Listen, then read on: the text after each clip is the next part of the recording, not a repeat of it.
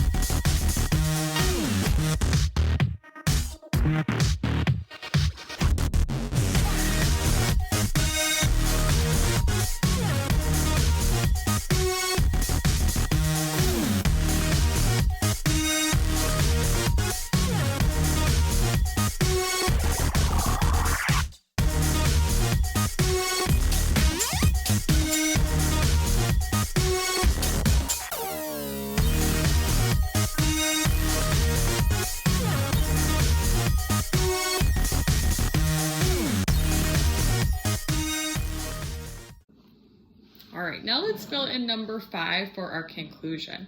Some of you at the beginning made a guess, a hypothesis to say where you thought the water was going to go, but today we know the answer. In this experiment, the plant brought the water to the leaves. So for number 5 for your conclusion, you're going to write that the water went to the leaves. So go ahead for number 5 and write that on your science journal now.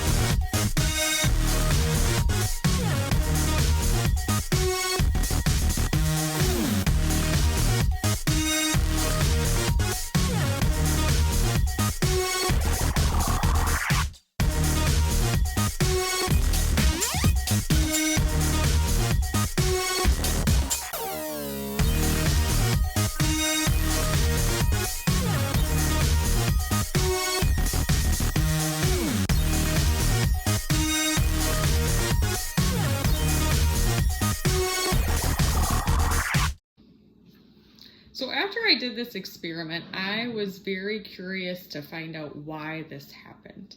After scientists do an experiment, they usually try to figure out why something happened. And I was really curious, so I got on my computer and did a little research, and this is what I found out.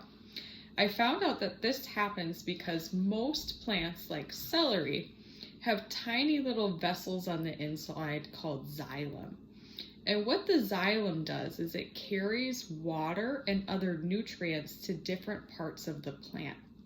And that xylem, for the most part, goes up the shoot of the plant to carry nutrients from the root into the stem, up to the leaves and the flower. I could show you, here's a little picture of the xylem, and it kind of, to me, looks like a straw that was drinking the water from the bottom of the celery and bringing it up to the top of the leaves on the celery.